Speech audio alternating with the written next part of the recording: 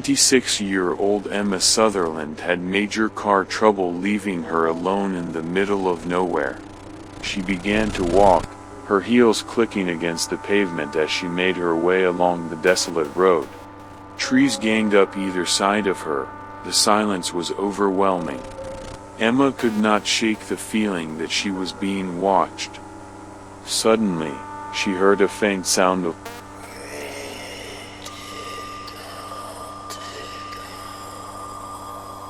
Emma turned around, but saw nothing.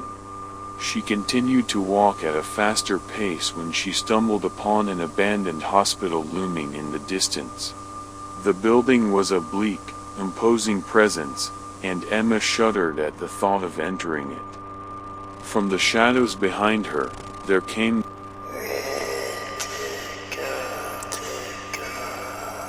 In a panic, Emma sprinted toward the nearest doorway of the old decayed building and slammed the heavy door closed. Once inside, Emma felt a sense of unease. She wandered through the decrepit halls anyway, her eyes scanned the shadows for any signs of danger.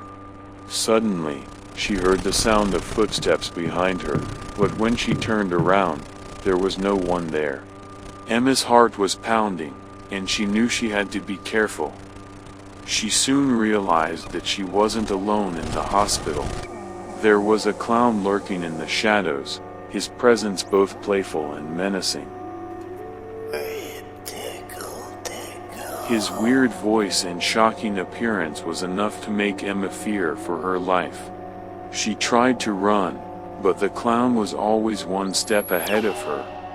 As she darted through the dark corridors, Emma tried to keep her wits about her. But the clown seemed to be enjoying the chase, and he had no intention of letting her go. Emma knew she had to fight back, and she searched frantically for anything that could help her.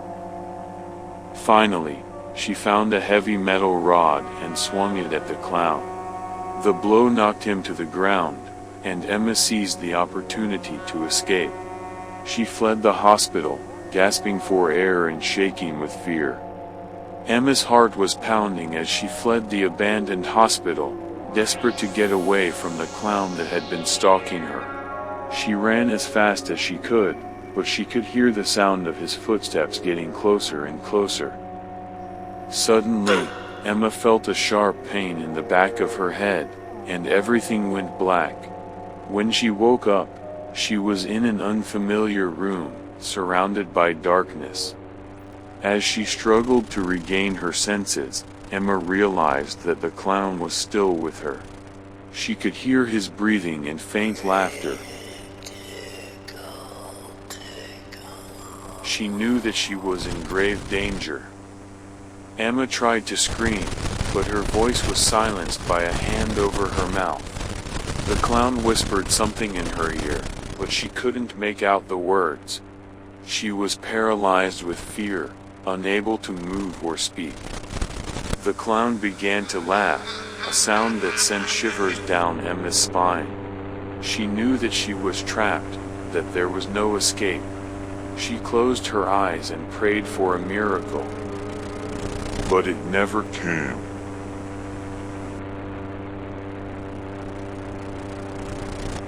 The Halloran Asylum had been left to rot for years. A fire had engulfed the entire building in 1938, leaving it a shell of its former self. But some whispered that the fire was not just an accident, some was sure that an inmate had been responsible for the blaze. A young man named Curtis Lee Todd had been incarcerated in Halloran since 1937. The ex-carnival employee was known for his cruel humor. He would viciously harass anyone in his path. While referring to himself as the Rib-tickler, he would constantly repeat his favorite quote, "Rib tickle tickle." Circus folk had enough when Todd began to openly perform rituals and threatened them with hoodoo curses. They locked him up in Halloran Asylum for the criminally insane, not long before the place burned to the ground. Rumors of the Rib-tickler, a twisted clown with a penchant for torture and murder, had been circulating for decades. He was said to have lived in the asylum, waiting for unsuspecting victims to stumble into his trap. Despite the warnings, some still ventured into the woods, drawn by the allure of adventure or the promise of solitude. As they hiked along the old trail, the hikers would catch glimpses of the abandoned asylum through the thick foliage. Its charred walls loomed ominously, and little did they know that the Rib-tickler was still there, hidden somewhere within the ruins of the asylum. As he watched as the hikers approached, his eyes burned with desire. Would they be the ones to finally fall into his grasp? But as the days turned into weeks, the Rib-tickler grew restless. No one had entered his lair, and the forest around him was quiet and still. He began to wonder if the rumors of his infamy had scared off all potential victims. Or perhaps, he thought, the fire had destroyed his chances of ever luring anyone into his trap. Still, he waited, his twisted mind filled with dark fantasies of the horrors he would inflict upon those who dared to enter his domain. And as the forest around him continued to grow wild and untamed, the Rib-tickler remained hidden, waiting for his next opportunity to strike. That is, until one fateful day, when a group of kids wandered off the trail and stumbled upon the abandoned asylum. The Rib-tickler could hardly contain his excitement. In his clown outfit, complete with oversized shoes, a bright red nose, and a sinister grin. As the kids explored the dusty hallways, the Rib-tickler stalked them.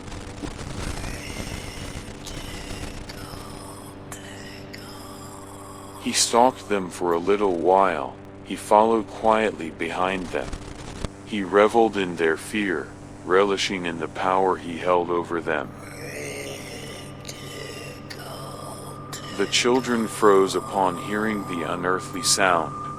As they turned to see the dark clown stand behind them, the thing sprung forward and towering over one of the children, the clown felt stronger, much stronger. The dark energy that fueled him was reinforced by the children's terror. The Rib-tickler was drunk on their screams. He laughed manically, enjoying the moment, knowing that the game will soon come to an end. The Rib-tickler pounced, wielding a sledgehammer with deadly precision. He bashed in their skulls, their blood splattering across his clown costume. The Rib-tickler smiled to himself. Finally, after years of waiting, he had found his next victims. And he knew that as long as the abandoned asylum remained standing, more unsuspecting hikers would wander inside. The Rib-tickler would always be waiting, eager to satisfy his insatiable appetite for murder. In the shadows, something stirs. It's not a stray animal, its face twisted into a grotesque grin. It watches, its eyes gleaming with a sickening joy. Beware if you hear a quiet giggle, and a faint whisper,